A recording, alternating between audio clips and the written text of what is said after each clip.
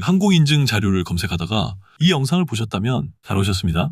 인터넷에는 항공인증 자료가 정말 많습니다. 그런데 막상 공부를 시작해보면 자료는 많은데 무엇부터 봐야 하는지, 어떤 순서로 이해해야 하는지 오히려 더 헷갈리는 경우가 많습니다. 그래서 이 시리즈는 항공인증을 처음 접하는 분들도 기초부터 실무까지 하나의 교육과정처럼 차근차근 따라오실 수 있도록 만들었습니다. 영상에서는 핵심 개념을 쉽게 설명드리고 강의에 사용된 전자책은 그림과 도표, 실무 노트까지 담아 별도로 제작했습니다.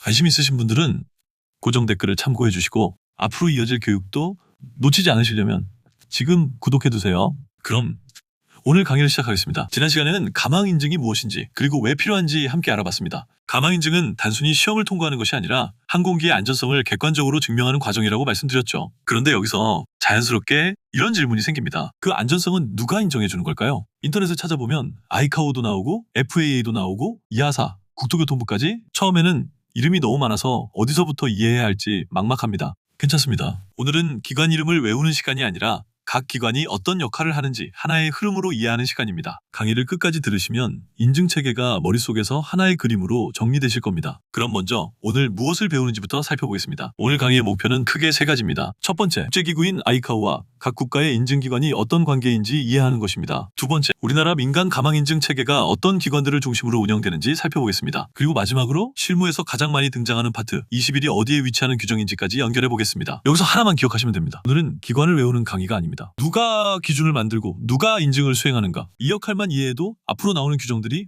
훨씬 쉽게 보이기 시작합니다. 그럼 가장 먼저 국제민간항공의 출발점인 아이카오부터 알아보겠습니다.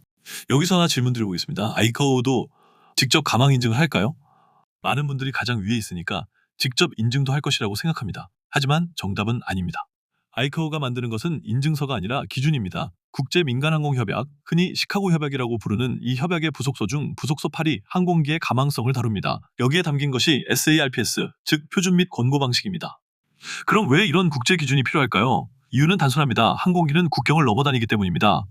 우리나라에서 만든 항공기가 미국 하늘을 날고 유럽에서 인증받은 항공기가 우리나라에 들어옵니다. 나라마다 안전기준이 완전히 제각각이라면 국제운항 자체가 성립하지 않습니다. 그래서 아이카오는 이렇게 정리합니다. 각 제약국은 이 수준 이상의 가망성 기준을 갖추고 운영하라. 기준을 제시하고 의무를 부여하는 곳이 아이카오, 그 기준으로 실제 항공기를 심사하고 증명서를 발행하는 곳은 각 국가입니다. 그럼 국제기준은 어떤 경로로 우리 프로젝트까지 내려올까요? 아이카오의 기준은 그 자체로 프로젝트에 적용되지 않습니다. 각 나라가 자국 법령과 기술 기준으로 옮겨 담은 다음에야 실제 인증에 쓰이게 됩니다. 미국은 연방항공규정 14CFR 체계로, 유럽은 이하사 규정과 인증 기준으로, 우리나라는 항공안전법과 항공기 기술 기준으로 옮겨져 있습니다. 여기서 중요한 것은 번역이 아니라 반영이라는 점입니다. 각 국가는 자국의 산업 환경과 운영 여건에 맞게 기준을 더 구체화하거나 추가 요건을 두기도 합니다. 그래서 큰 방향은 같지만 세부 요구사항과 제출 자료는 나라마다 다릅니다. 그리고 하나 더, 시카고 협약에는 다른 체약국이 발행한 가망 증명을 일정 조건에서 인정한다는 조항이 있습니다. 이것이 국가 간 인증이 연결되는 가장 기본적인 출발점입니다. 다만 이 조항만으로 모든 인증이 자동으로 통하지는 않습니다. 그래서 별도의 협정이 필요한데 이 이야기는 뒤에서 다루겠습니다. 그럼 실제 인증을 수행하는 대표적인 두 기관을 살펴보겠습니다. 대표적인 인증기관이 미국의 FAA와 유럽의 이하사입니다. 두 기관 모두 형식 증명과 생산 승인 같은 인증 업무를 수행합니다. 그런데 실무에서 정말 중요한 것은 두 기관의 이름이 아니라 규정 체계가 다르다는 점입니다. FAA는 14CFR 안에 파트 21, 파트 23, 파트 25처럼 절차와 기술 기준이 하나의 번호 체계로 정리되어 있습니다. 이하사는 구조가 조금 다릅니다. 인증 절차는 파트 21에서 다루고 항공기 종류별 기술 기준은 CS23, CS25처럼 별도의 인증 기준으로 관리합니다. 그래서 같은 항공기라도 어느 기준을 적용하느냐에 따라 제출해야 할 문서의 구성과 입증 방식이 달라집니다. 여기서 실무에서 가장 많이 발생하는 문제가 있습니다. 개발을 먼저 시작하고 인증 기준을 나중에 정하는 경우입니다. 기준이 뒤늦게 정해지면 이미 만들어둔 설계 자료와 시험 결과를 다시 정리하거나 다시 수행해야 하는 상황이 생깁니다. 그만큼 일정이 밀리고 비용이 늘어납니다. 그래서 프로젝트 초기에 반드시 확인해야 할 질문은 이것입니다. 우리 제품은 어느 시장을 목표로 하고 어떤 인증 기준을 적용할 것인가? 이 질문에 먼저 답하고 필요한 절차만 설계하는 것이 인증 시간과 비용을 줄이는 가장 확실한 방법입니다. 그럼 우리나라는 어떤 체계로 인증을 수행하는지 살펴보겠습니다. 우리나라의 민간 가망 인증은 국토교통부가 총괄합니다. 하지만 모든 기술 검토를 국토교통부가 직접 수행하는 것은 아닙니다. 실무에서는 전문기관이 기술 검토를 지원하기도 합니다. 대표적인 기관이 키아스트 항공안전기술원입니다. 키아스트는 국토교통부로부터 위탁받은 업무를 수행하며 시험 참관, 합치성 검사, 기술 검토 등 인증 과정에서 중요한 역할을 담당합니다. 여기서 한 가지 기억해 두시면 좋겠습니다. 인증을 최종적으로 승인하는 기관은 국토교통부이고 전문기관은 그 업무를 기술적으로 지원하는 역할입니다. 이 관계만 이해해도 우리나라 인증체계가 훨씬 명확하게 보입니다. 그럼 민간이 아닌 군에서는 어떻게 운영되는지 알아보겠습니다. 이번에는 군용항공기의 가망인증 체계를 살펴보겠습니다.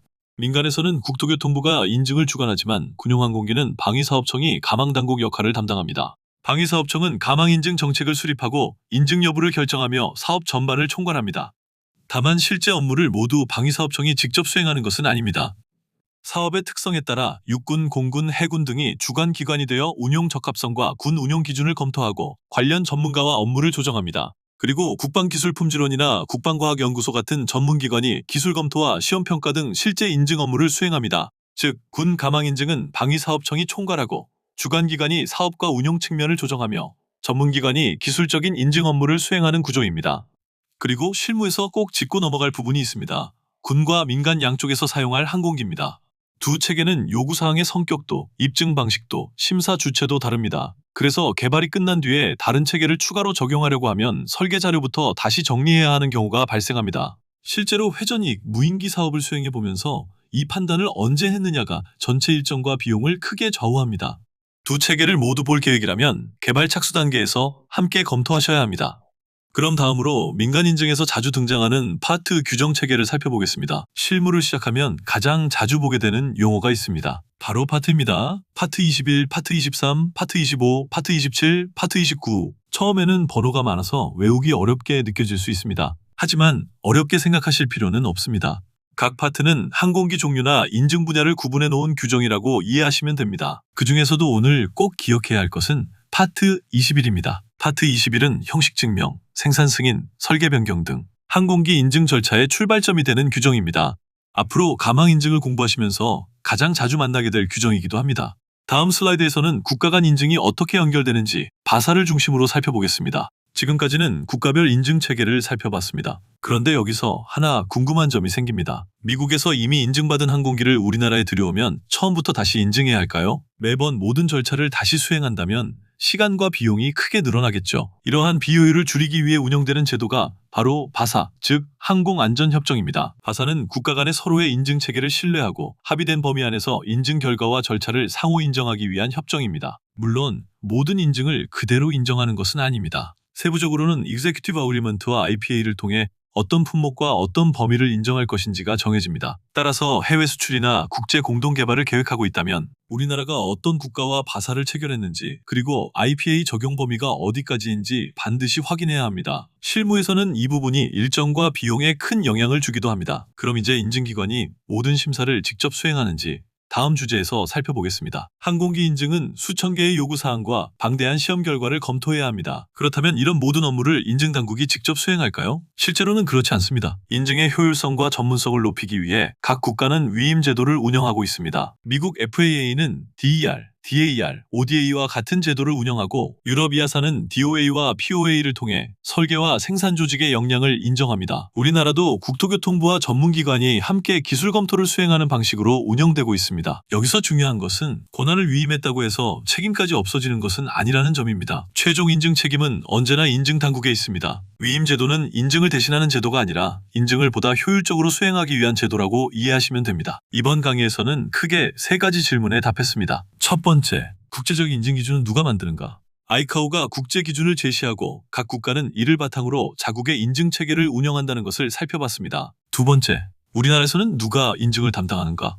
민간은 국토교통부와 항공안전기술원을 중심으로 군은 방위사업청과 주관기관, 전문기관이 역할을 나누어 인증을 수행한다는 점을 확인했습니다. 그리고 마지막으로 어떤 규정부터 공부해야 하는가? 파트 21을 시작으로 항공기 종류에 따라 적용되는 파트 규정, 국가 간 인증을 위한 바사, 그리고 위임 제도까지 전체적인 흐름을 살펴봤습니다. 이제 인증기관과 규정 체계에 대한 큰 그림은 갖추셨습니다. 다음 강의에서는 본격적으로 형식 증명 TC 절차를 따라가며 항공기가 어떤 과정을 거쳐 인증을 받는지 단계별로 알아보겠습니다.